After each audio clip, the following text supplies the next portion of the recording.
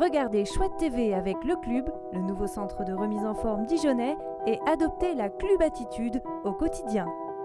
Sébastien, merci d'être avec nous après cette belle victoire. Un match énorme, un match plein, notamment de ta part avec un but, le premier but dijonnais ce soir, et puis 2 passes décisives pour ton compère d'attaque, Linel. Raconte-nous un peu ton match, ça a été vraiment un grand match ce soir. Ouais, c'était un bon match. Je pense même avec une grande deuxième mi-temps de toute l'équipe. Premier mi-temps, on était un peu en difficulté, même si on arrive à marquer le premier but, après on prend un but de penalty. Deuxième mi-temps, c'était différent. Et on jouait contre une équipe qui joue bien au foot. On avait eu du mal dans l'année. On se rappelle la Coupe de la Ligue, l'aller au championnat.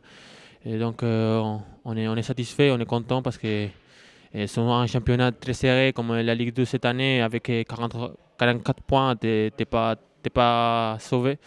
Donc on est content. Alors justement, le DFCO avait démarré un peu difficilement cette rencontre. Sedan avait pris le jeu à son compte.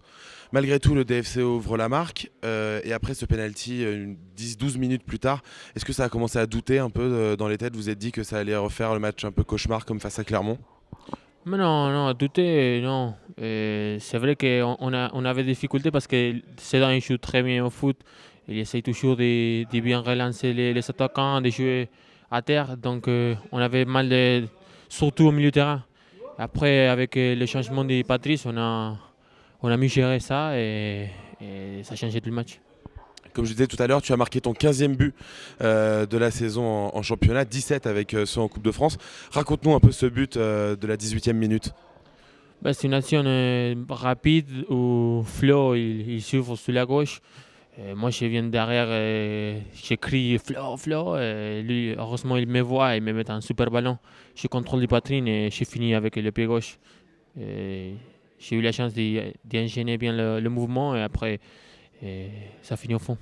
Et on a senti qu'après ce but, ça t'avait vraiment libéré, que tu te sentais mieux dans le jeu. C'est le cas ou pas?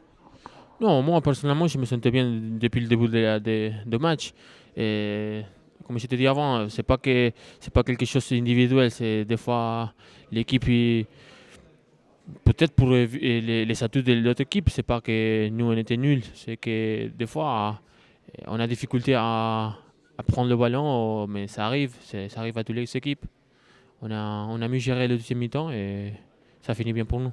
Alors justement, j'allais y venir, le DFCO a fait une énorme deuxième mi-temps. Qu'est-ce que vous vous êtes dit dans le vestiaire, entre vous les joueurs, ou peut-être avec le coach, pour revenir avec une telle envie en deuxième période? Mais non, on savait que sur les derniers matchs, on vient de faire des super prestations, même à Clermont, où c'était un match un peu particulier, tu sais pourquoi. On avait fait un super match. Donc on s'est parlé, on s'est dit qu'il fallait continuer à faire des choses qu'on savait. Et après, les buts, ils arrivent, ça paye, le travail ça paye, comme je t'ai dit toujours.